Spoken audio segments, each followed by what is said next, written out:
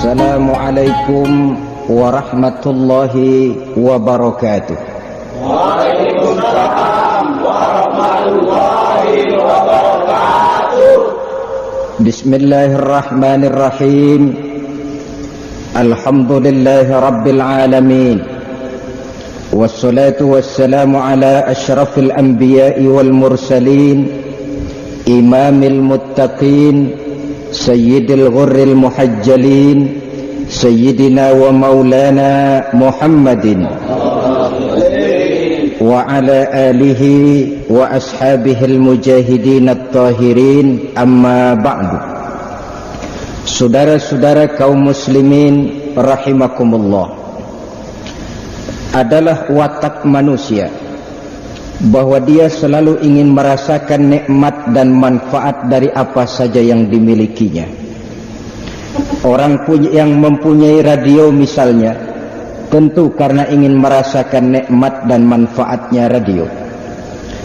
Orang yang mempunyai televisi umpamanya, tentu saja karena ingin merasakan nikmat dan manfaatnya televisi.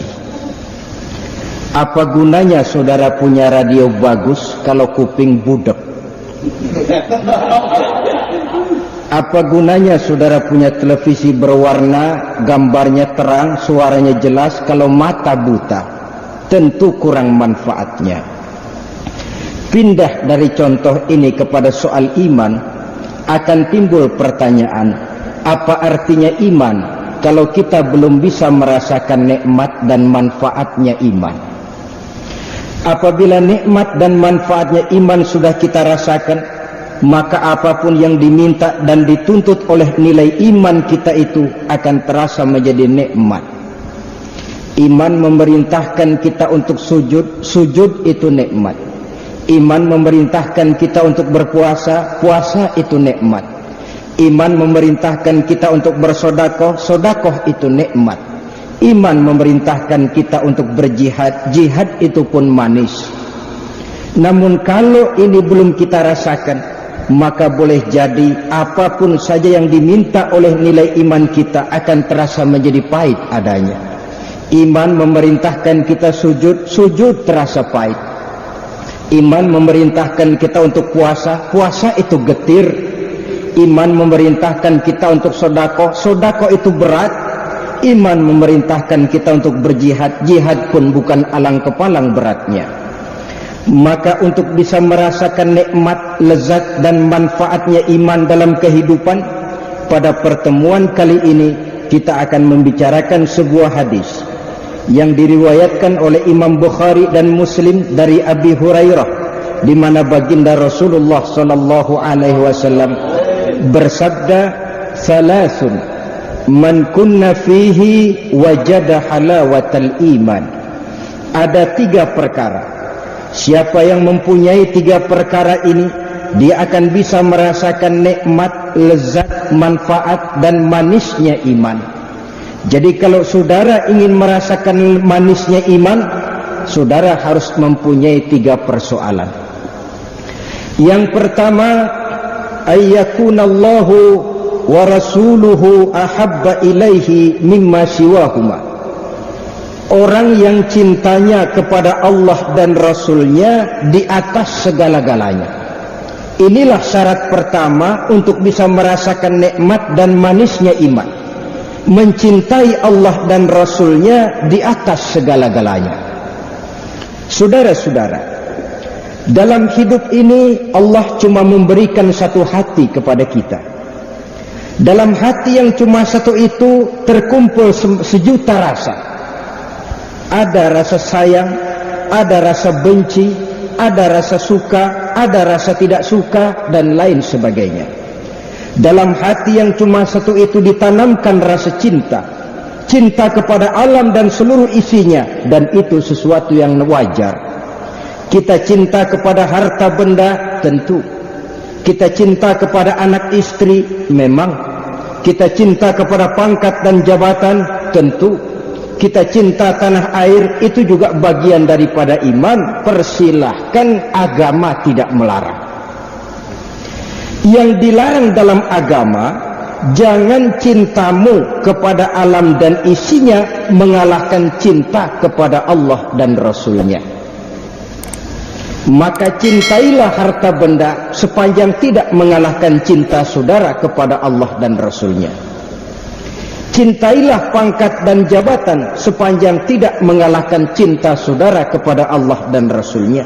Bahkan cintailah anak dan istri sepanjang tidak mengalahkan cinta saudara kepada Allah dan Rasulnya.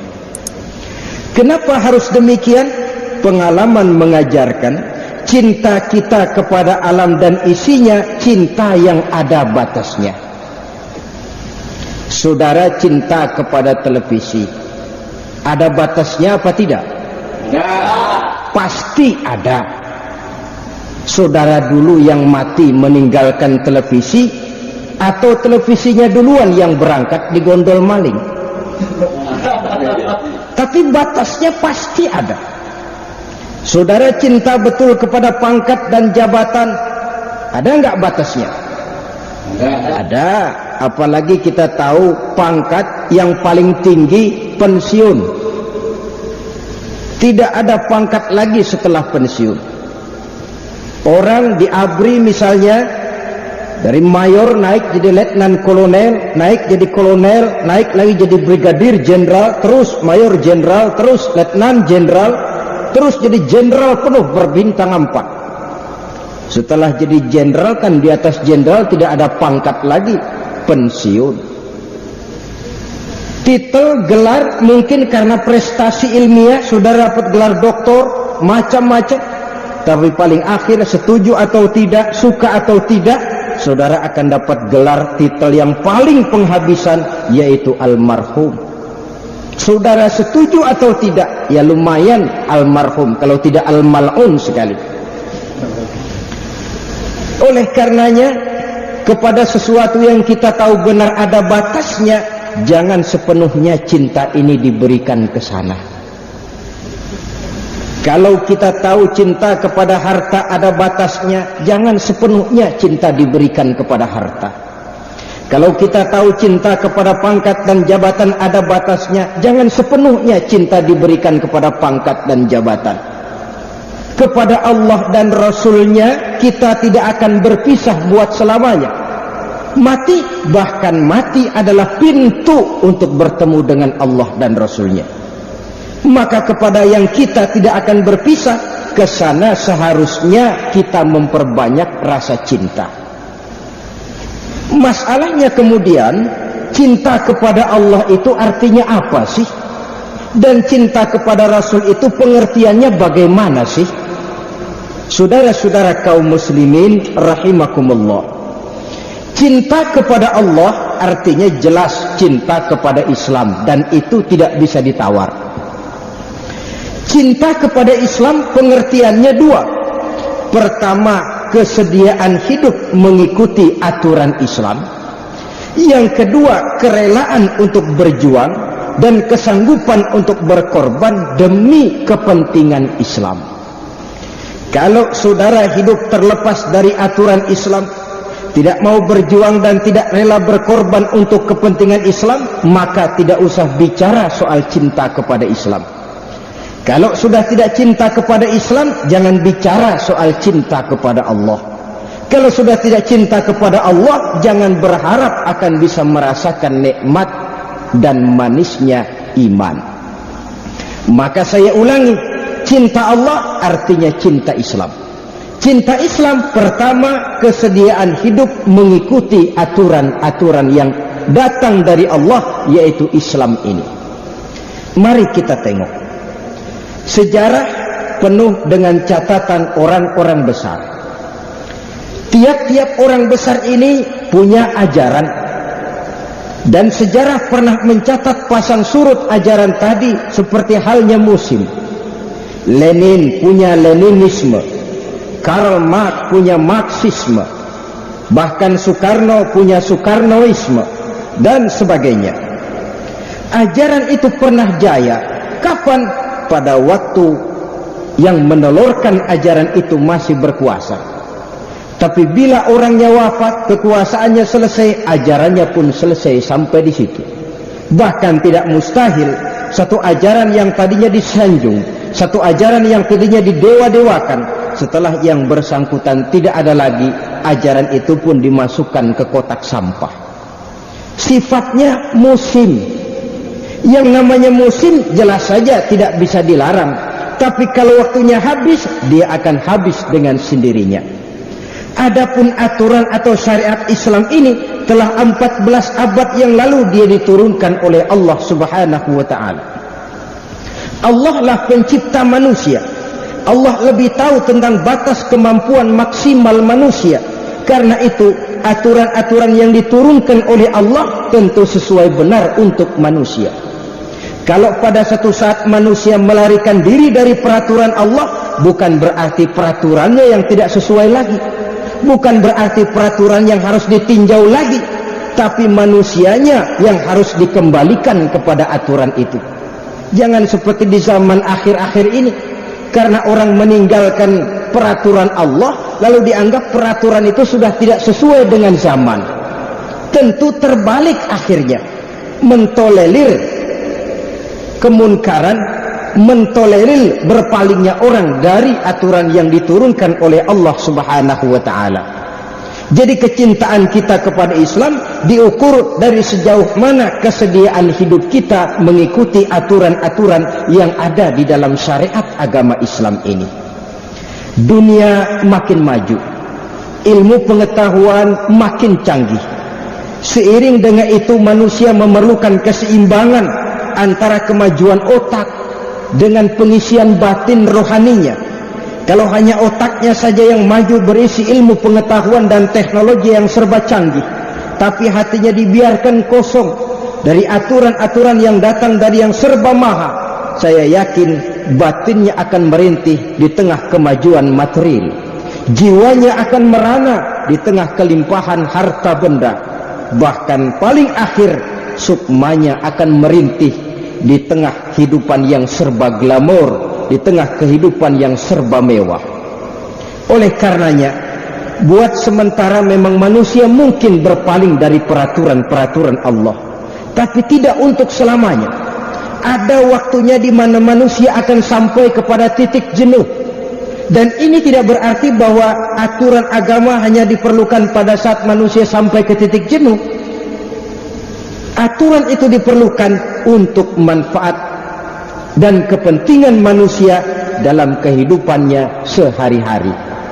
Dengan demikian, jangan jadikan Islam sebagai dekorasi. Jangan jadikan Islam sebagai pengawal dan penjaga rumah. Jangan jadikan Islam cuma sebagai ajang untuk simposium, seminar, diskusi dan debat kusir. Islam ini untuk kita pakai, kita amalkan, kita terapkan di dalam kehidupan. Masalahnya kemudian, aturan Islam itu dari mana kita tahu? Tentu saja dari jalan mengkaji, mempelajari, melalui majelis-majelis taklim, melalui ulama, kiai dan para ustadz yang memang kita yakini kualitas keilmuannya di bidang itu.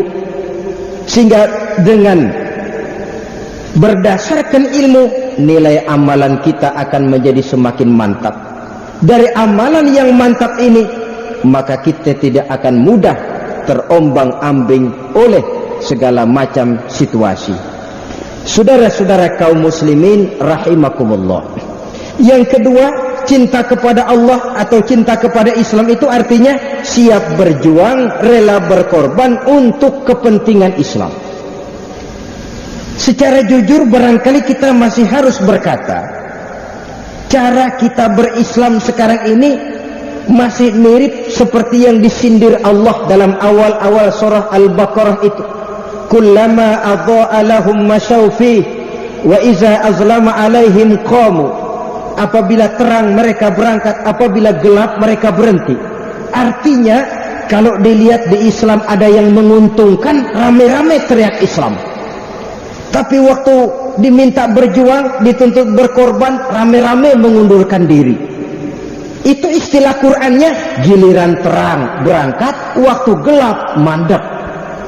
Waktu di Islam ada kira-kira nguntungin, rame-rame teriak Islam. Tapi begitu diminta berjuang, dituntut kerelaan berkorban, rame-rame mengundurkan diri.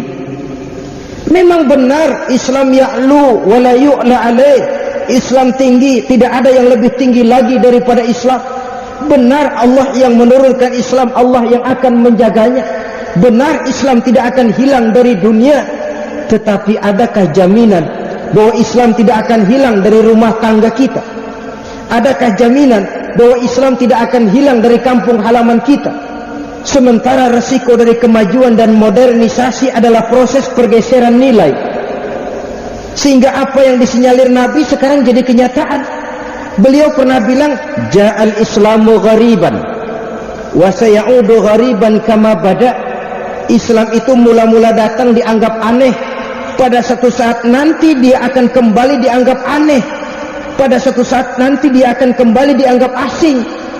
Ada orang baca Quran aneh, ada orang kumpul menghadiri majelis taklim aneh, ada orang sholawatan aneh. Sesuatu yang sewajarnya dikerjakan dan dianjurkan oleh agama dipandang sebagai yang aneh. Dalam kondisi macam itu, kata baginda Nabi, fatuba lil ghuraba, beruntunglah orang-orang yang dianggap aneh. Siapa mereka? Allazina yuslihuna ma afsadan nasu min sunnati, yaitu orang-orang yang teguh memperbaiki sunnahku yang kala itu sudah dirusak oleh kebanyakan manusia. Artinya apa? Islamnya cuman Islam numpang mujur.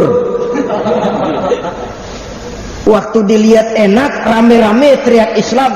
Tapi kalau sudah diminta berkorban, dituntut berjuang, rame-rame bikin alasan, rame-rame ngundurin diri. Ini kan mirip calo tuh. Calo itu di terminal bus paling ribut. Teriaklah dia kemana? Jurusan Jawa Barat, Jawa Tengah, Jawa Timur. Penumpang yang mau ke Jawa Barat naik sampai ke Jawa Barat. Penumpang yang ke Jawa Tengah naik sampai ke Jawa Tengah. Penumpang yang ke Sumatera naik sampai ke Sumatera. Caloknya yang paling ribut, nggak kemana-mana, ngetem aja di terminal. Paling ribut, tapi tidak lebih daripada cuma sekedar itu. Bukankah cara kita beragama semacam ini cara hura-hura namanya?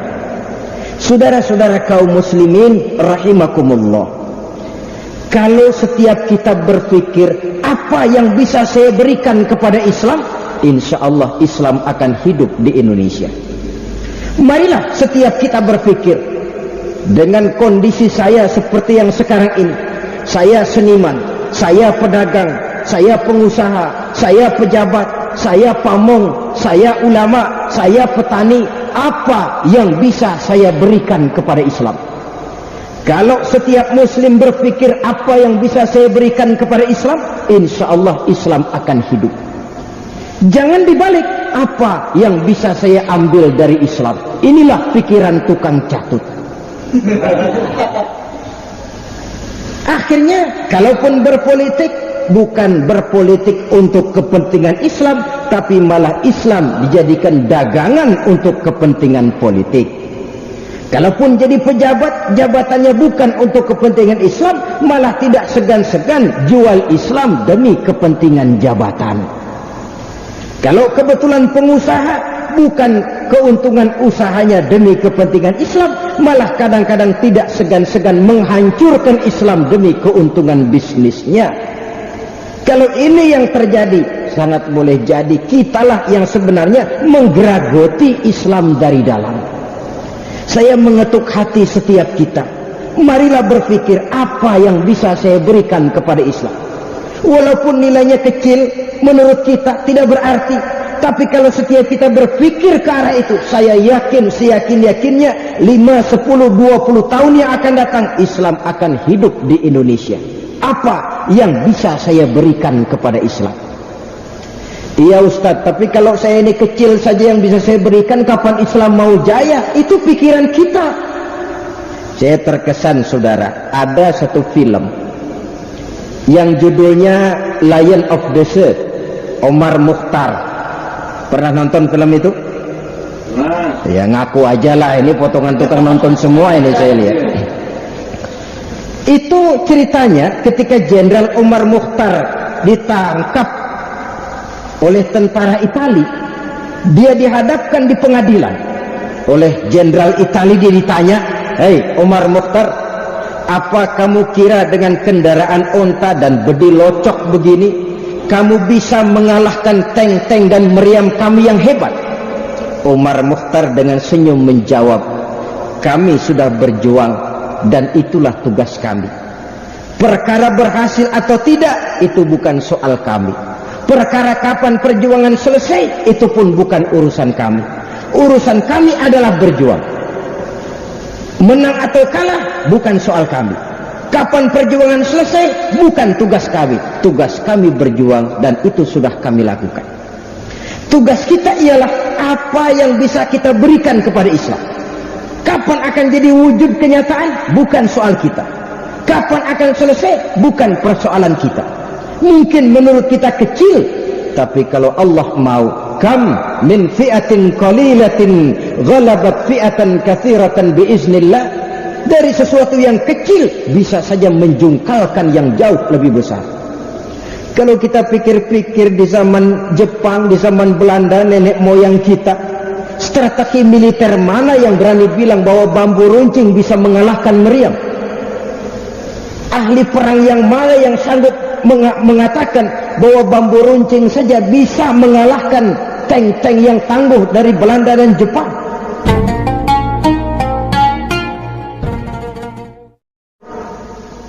Saudara hadirin, sehingga tidak terlalu berlebihan dan pantas kalau dalam mukaddimah undang-undang dasar berkat rahmat Allah. Kalau tidak berkat rahmat Allah, rasanya secara logika sulit bambu runcing mau mengalahkan meriam ini. Di sini yang bicara adalah faktor iman. Di sini yang bicara adalah faktor keyakinan. Yang kita semua yakin, in tansurullaha yansurkum. Jikalau kamu tolong agama Allah, Allah pasti tolong kamu. Dan kalau Allah yang tolong kamu, fala ghalibalakum, maka tidak ada kekuatan pun yang mampu mengalahkan kamu. Celakanya kita ragu-ragu.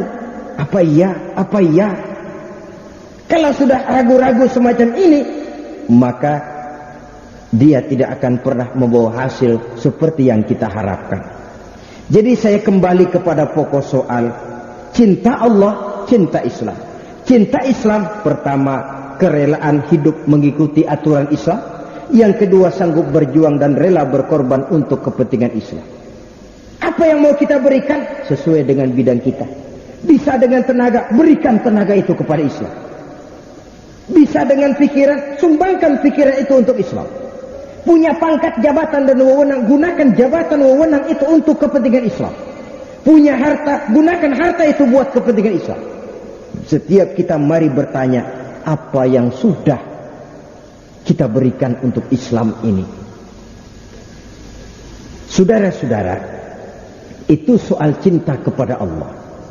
Lalu yang kemudian cinta kepada Rasul Sallallahu Alaihi Wasallam. Bagaimana cinta kepada Rasul? Allah Karim.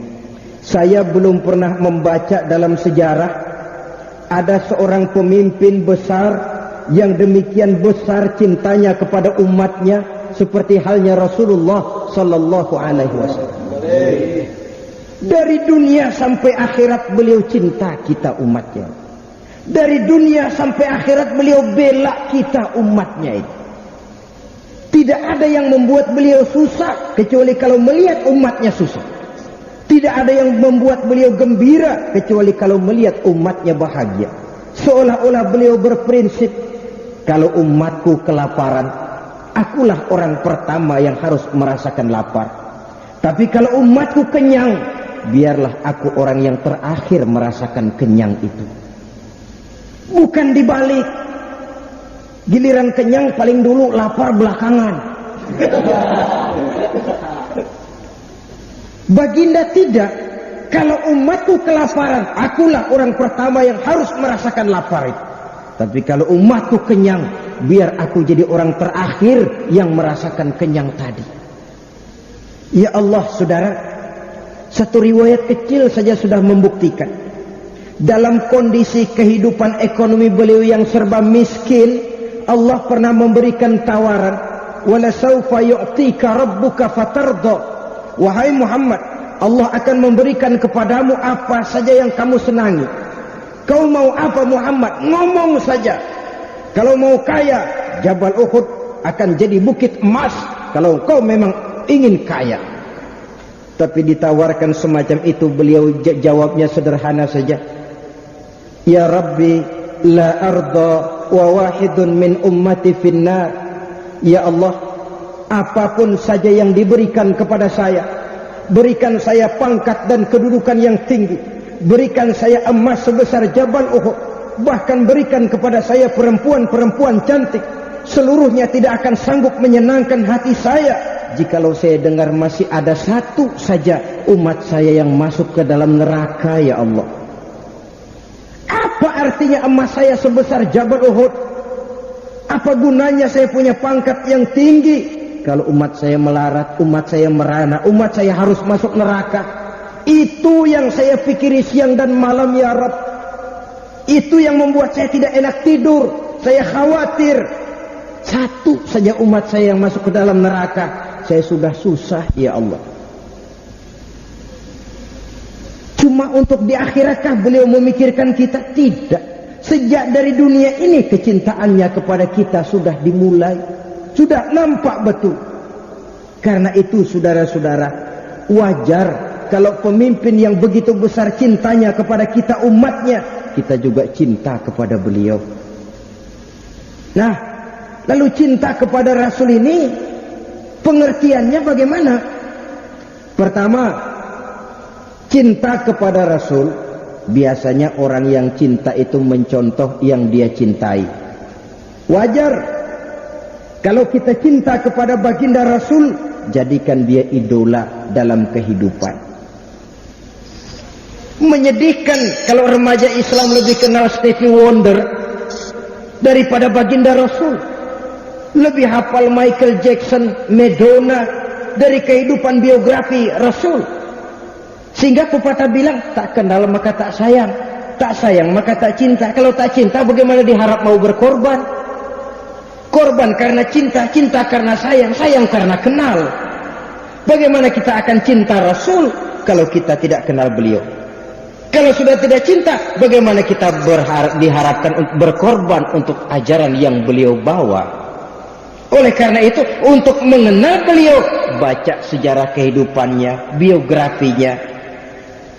Jangan kalau sudah baca serial Si Buta dari Gua Hantu, suntuk sehari nggak bergerak, atau Koping Ho itu silat, wah kalau belum hatam belum bergerak. Dan memang pengarang pandai, sedang seru-serunya berkelahi berantem, bersambung ke jilid 3.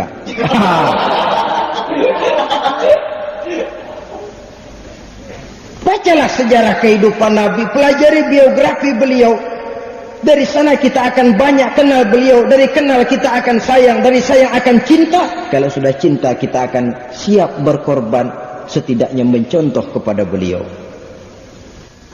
Setidaknya ada dua hal yang perlu kita jadikan contoh dari kehidupan beliau. Pertama ibadah, dan yang kedua akhlak. Ini yang saya rasakan di akhir-akhir ini, di zaman sekarang ini banyak mengalami proses peluncuran. Ibadah, di sini letak salah satu kekuatan moral yang beliau miliki dalam kancah perjuangannya. Mempunyai sandaran vertikal yang langsung kepada Allah. Pernah satu malam Siti Aisyah bercerita, selesai sholat Isya saya nak tidur. Saya lihat suami saya sedang sholat, saya pun tidur. Tengah malam saya terjaga, saya lihat beliau masih sholat juga, saya pun tidur lagi. Sepertiga malam yang akhir saya bangun, saya lihat masih sholat juga. Saya tunggu. Ketika selesai beliau mengucapkan salam, saya hampiri, saya katakan kepadanya, ya Rasulullah, ada apa yang? Kalau bahasa kita,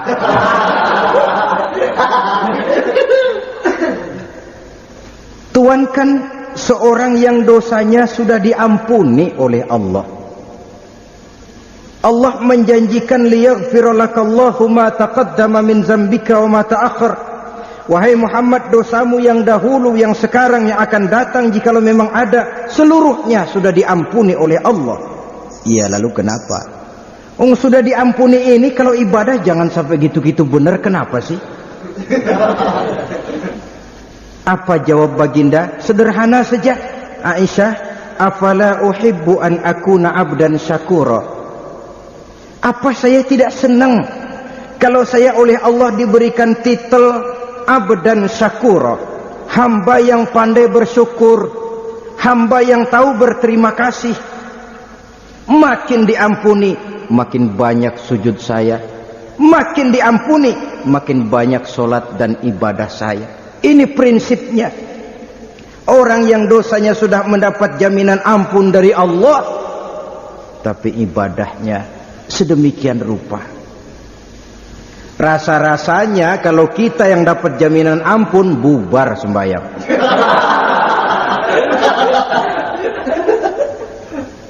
Untuk apa lagi? Sudah ada jaminan ampun. Tapi beliau malah makin datang jaminan ampun, makin banyak sujud dan ibadahnya. Dengan itu beliau makin dekat dengan Allah. Saudara-saudara kaum muslimin rahimakumullah, saya khawatir kalau kita cuma bisa membangun masjid yang besar tapi kita tidak pandai mengisinya. Saya takut kalau kita hanya bisa membentuk majelis taklim tapi tidak pandai memakmurkannya. Saya ngeri kalau kita hanya pandai membangun madrasah tapi tidak bisa mengisinya. Membangun memang sulit, tapi memelihara yang sudah dibangun itu supaya tetap langgeng itu jauh lebih sulit. Padahal dari sana Islam bersinar. Dari sana kita harapkan kader-kader penerus perjuangan tampil ke depan, memberikan jawaban Islam terhadap kemajuan zaman. Oleh karenanya, kalau kita kekurangan harta, apalagi mengukur diri dengan tetangga, kita gelisah. Kekurangan pakaian, kita gelisah. Kekurangan uang, kita panik. Tapi belum pernah ada orang panik kalau ibadahnya kurang. Belum pernah ada orang bingung saya lihat kalau ibadahnya kurang. Belum pernah saya temuin, kenapa Pak bingung benar? Aduh, sholat saya kurang. Belum pernah. Kenapa Pak kok kelihatannya bingung? Ramadan kemarin puasa saya kurang 3 hari. Tidak, kalau duit kurang ribut, kalau ibadah kurang, tenang-tenang saja Pak.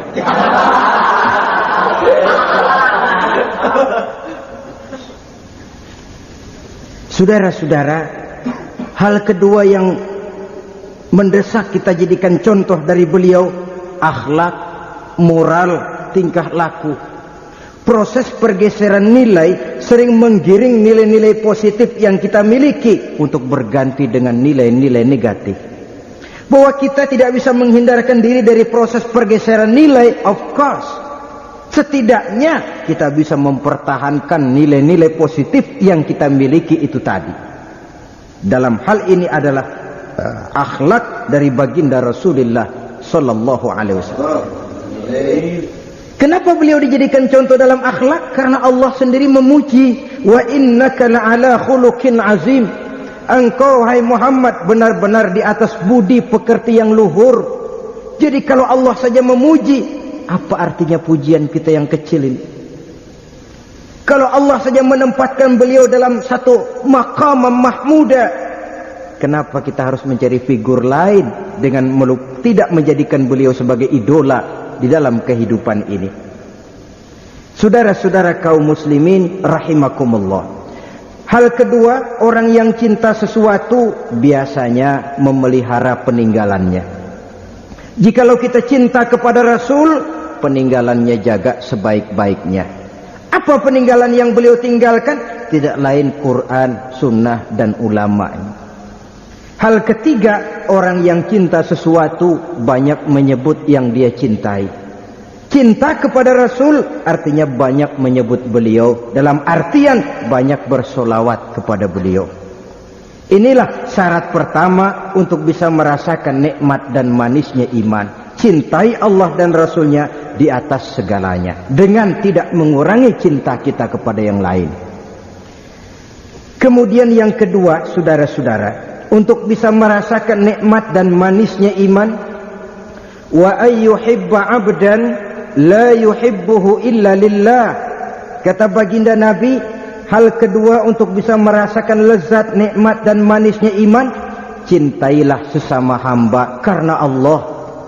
Jangan karena hartanya, jangan karena kedudukannya, jangan karena keturunannya, karena Allah. Kalau kita cintai orang karena hartanya, nanti dia jatuh miskin, selesai kecintaan kita sampai di situ. Apalagi pepatah bilang, in zada mali kullun nasi khulani, wa in qalla mali fala khillun yusahibuni. Kalau duit saya lagi banyak, siapa aja ngaku saudara. Tapi giliran bangkrut, laler kagak mau deket. Rupanya laler sekarang tahu juga orang kagak berduit. Itu realita kehidupan. Realita kehidupan. Kalau jadilah kita orang kaya, yang ketemu baru sekali udah ngaku ipar. Macam-macam lah. Tapi kalau kita jatuh bangkrut, mana ada orang mau kenal kita. Bukan atas dasar itu Allah menyuruh kita mencintai sesama hamba. Tidak karena hartanya, tidak karena pangkat dan kedudukannya, pun tidak karena keturunannya. Nabi pesan, cintai sesama hamba karena Allah. Bertemu karena Allah, berpisah pun karena Allah. Sebab apa?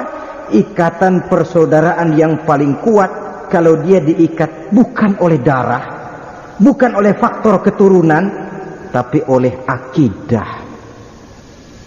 Ini tali spiritual yang paling kuat untuk mengikat persaudaraan.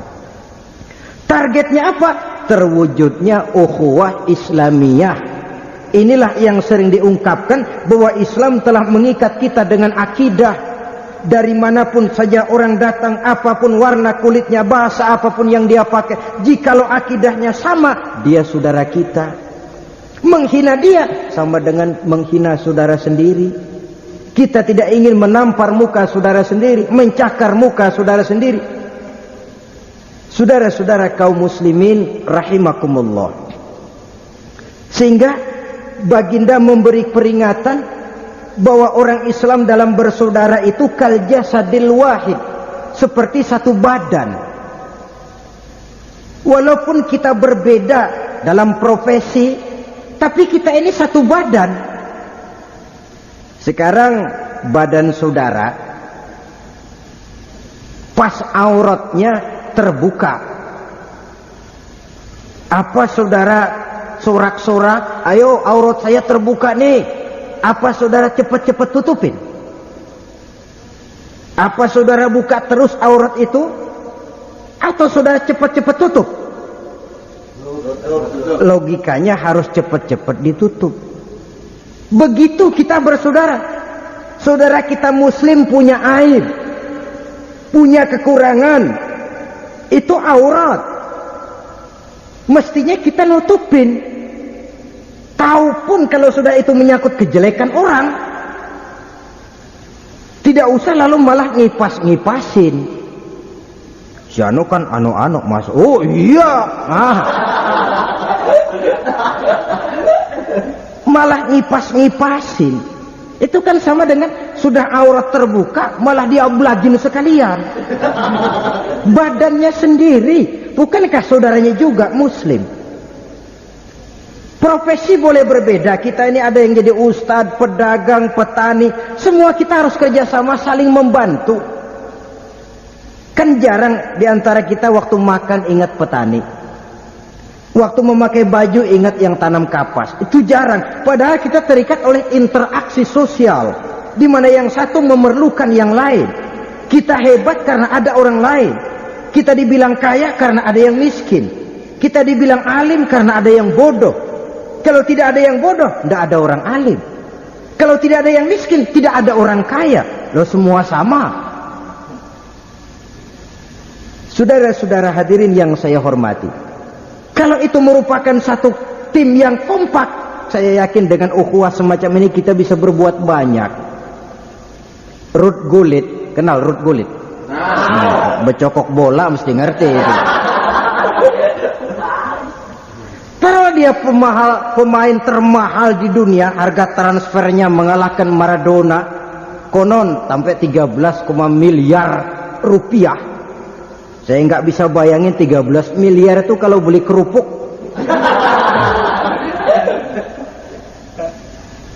Tapi Ruth Gullit yang mahal, Ruth Gullit yang hebat, kalau dia sendirian main, saya yakin nggak banyak manfaatnya. Hebatnya Ruth Gullit, hebatnya Van Basten, hebatnya Maradona, karena ada yang lain. Sehingga disebut kesebelasan. Kesebelasan itu artinya 11 orang. Ia baru bisa menang kalau tercipta satu teamwork yang kompak, satu kerjasama yang ideal, yang masing-masing memahami posisi, tapi juga bisa menempati posisi lain. Begitulah kita umat Islam dalam menjalin ukhuwah ini. Petani, silakan jadilah petani yang baik. Pedagang, oke. Pengusaha, oke. Ustadz, kiai, pejabat, silakan. Boya satu sama lain kerjasama. Jangan yang jadi pejabat nyurigai yang ustadz. Yang ustadz karena dicurigai lalu ngantem pejabat. Kapan selesainya? Kata pejabat, terang aja saya bikin sulit, saya dihantam terus. Kata ustadz, lo persulit deh, gua hantam lagi. Kapan selesainya?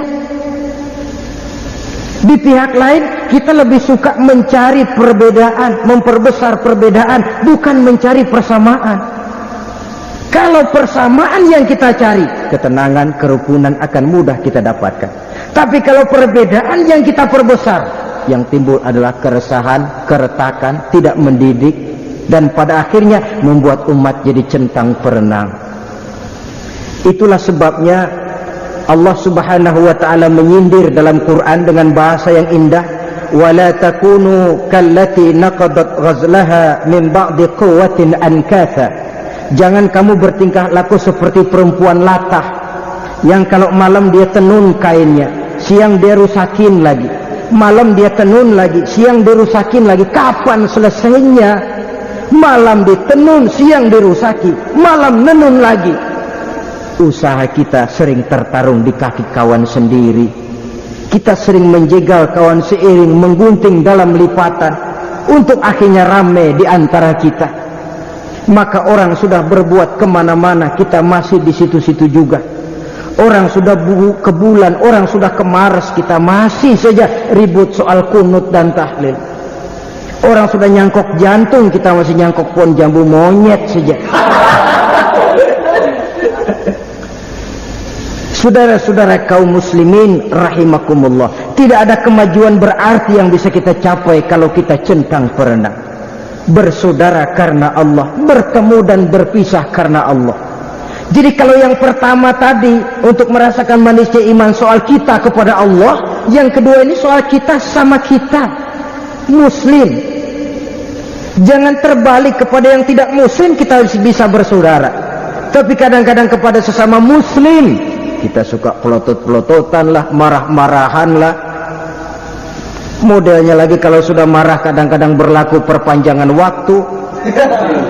Tidak cukup sekedar perpanjangan waktu, masih bisa ditambah oleh perpanjangan generasi. Dan selanjutnya, padahal itu sama sekali tidak menguntungkan buat kita. Saudara-saudara kaum muslimin rahimakumullah. Yang ketiga, yang terakhir, untuk bisa merasakan nikmat dan manisnya serta lezatnya iman, wa ayyakraha ayyauda fil kufri kama yakrahu ayyukzafa fin nar.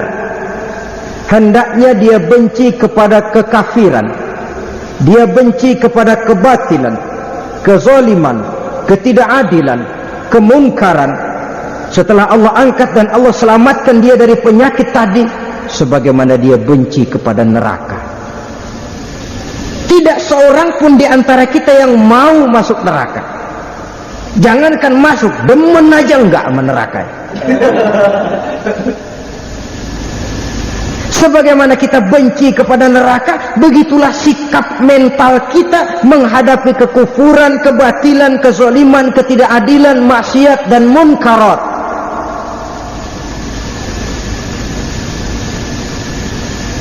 Apalagi di zaman sekarang ini orang pandai menyamar-nyamarkan maksiat dan munkarat dengan berbagai macam dalih, dengan berbagai macam argumentasi dan alasan, sehingga yang tadinya jelas maksiat bisa dibikin remeng-remeng, yang tadinya haram bisa jadi haram dikit.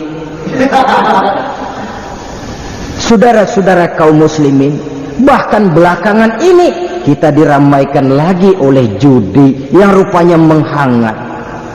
Padahal kita sudah bersyukur beberapa tahun yang lalu sudah dikeluarkan suatu peraturan segala macam bentuk perjudian dilarang di wilayah hukum Republik Indonesia. Kalau ternyata ada juga yang masih berjudi, jangan lalu berpikir, lebih baik dilokalisir saja daripada judi liar. Akhirnya yang dilokalisir ya jalan, yang liar tetap saja jalan. Apalagi dengan embel-embel segala macam undian, sehingga orang lalu terangsang.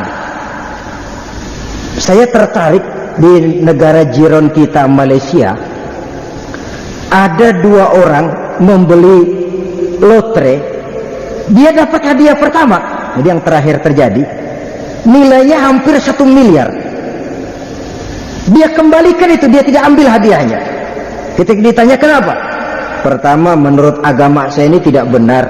Yang kedua, saya memang niatnya mau nyumbang kok, bukan mau dapat hadiah. Ini kan belum pernah terjadi. Ada orang dapat hadiahnya 1 miliar, nggak diambil, walaupun menurut saya orang itu tidak benar juga. Kalau memang niat ikhlas mau nyumbang, kenapa harus beli lotre? Iya, langsung saja ke masjid, ke madrasah. Saudara-saudara, tapi ngembaliinnya, dia tidak mau terima uang 1 miliar itu merupakan sesuatu yang menarik. Kalau kita 1 miliar, mubazir tak?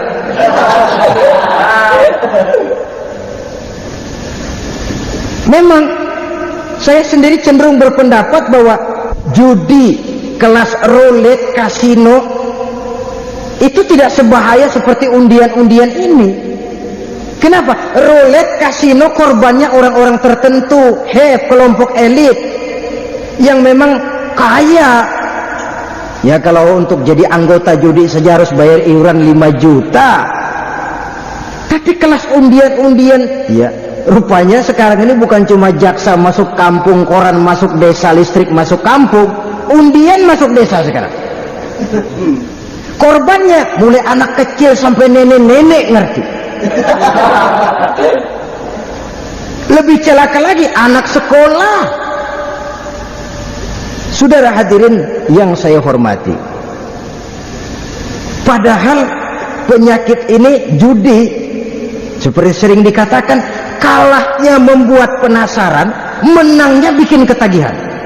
Kalau sudah menang ketagihan lalu kalah penasaran, berhentinya kapan? Belum pernah sejarah mencatat ada orang jadi kaya karena judi. Tidak yang namanya Henry Ford, tidak yang namanya David Rockefeller, tidak yang namanya Aristotle Onassis, tidak yang namanya Adnan Khashoggi. Yang jadi kaya karena judi itu tidak ada. Yang bangkrut malah banyak. Saudara-saudara kaum muslimin rahimakumullah, oleh karena itu, yang ketiga ini merupakan sikap mental, tegak menghadapi kekufuran, kebatilan, kezoliman. Karena kezoliman, kekufuran, kebatilan, munkarat dan maksiat merupakan penyakit-penyakit yang akan mengundang murka Allah. Kalau Allah murka, bencana itu datang. Awalnya akibat ulah tangan manusia sendiri. Belum lama di Kanada. Saudara kenal Kanada? Kanada, di Toronto, ibu kota Kanada itu. diadakan satu seminar tentang lingkungan hidup. Itu berangkat dari tragedi yang terjadi di beberapa negara bagian di Amerika yang diserang musim panas yang berkepanjangan, sehingga pemerintah memerlukan membantu petani dan sebagainya. Suhu panas ini naik, menurut analisa para ahli lingkungan hidup, diakibatkan oleh banyaknya bermunculan rumah-rumah kaca di Amerika. Jadi sinar yang dipantulkan matahari tidak kembali, apalagi dengan bocornya lapisan ozon di atmosfer, maka dia akan kembali ke bumi. Akibatnya suhu makin panas. Di pihak lain, air laut akan makin naik, sehingga jangan heran diperkirakan tahun 2035-an air laut akan naik 1,5 meter. Jadi kota-kota yang ada di pinggir-pinggir laut udah siap-siaplah kebanjiran. Sekitar tahun 2035. Ini ulah tangan manusia sendiri membangun tanpa memperhatikan keseimbangan lingkungan hidupnya. Maka akibatnya akan kembali kepada kehidupan manusia. Itu yang real, konkret. Bagaimana yang bersifat maksiat dan munkarat. Yang lebih ngeri lagi, orang lain yang berbuat, kita yang terkena jatahnya. Itu yang sering saya katakan, kalau saudara makan nangka kena getah, itu si resiko. Tapi nggak makan nangka kena getah, itu sial. Saudara berbuat maksiat lalu kena azab, resiko. Tapi tidak melakukan maksiat, terkena azab, terkena bencana, itu yang sial. Sebab musibah kalau datang tidak sempat milih-milih. Dia berlaku umum, yang baik kena, yang tidak baik pun juga kena. Jikalau kita cinta kepada bangsa dan negara ini, jikalau kita cinta kepada tanah air ini, jikalau kita cinta kepada kampung halaman kita ini, jaga kampung halaman kita, jaga tanah air ini, jaga negara ini dari perbuatan-perbuatan kotor yang akan merusak kehidupan, baik itu berupa maksiat, baik itu berupa pembangunan yang menghancurkan lingkungan hidup sehingga ekosistem lingkungan hidup kita menjadi rusak, hilang keseimbangan, dan akan membuat malapetaka bagi kehidupan manusia sendiri. Saudara-saudara, yang sulit adalah mencegah kemunkaran, bukan menganjurkan kebaikan. Orang kalau diajak sholat walaupun tidak mau tapi kan tidak marah. Tidak ada orang, Pak sholat Pak, gua gampar lo, gua lo ajak sholat. Tidak ada. Orang itu kalau diajak berbuat baik, ya walaupun tidak mau tapi kan tidak marah. Tapi kalau sudah dicegah kemunkarannya, ini yang makan hati. Ini yang sering menimbulkan reaksi. Maka mencegah kemunkaran lebih sulit daripada menganjurkan kebaikan. Resikonya besar. Tapi kalau tidak dikerjakan pun resikonya besar juga. Jadi sama-sama ada resikonya. Saudara jalan jatuh, saudara nggak jalan jatuh, mendingan jalan ketahuan. Walaupun jatuh, puas dong, gue jatuh jalan. Lu nggak jatuh jalan, cengeng. Saudara-saudara kaum muslimin rahimakumullah. Jadi kita mencegah kemunkaran ada resikonya, tidak mencegah kemunkaran pun ada resikonya. Sama ada resikonya. Jadi lebih baik cegah kemunkaran sesuai dengan kemampuan kita masing-masing. Bisa kita dengan bicara, ya bicara, berikan pandangan. Bisa kita dengan kekuatan, ya dengan kekuatan. Bisa kita dengan tenaga, ya dengan tenaga. Paling kurang menyelamatkan diri dari perbuatan munkar tadi, perbuatan maksiat tadi.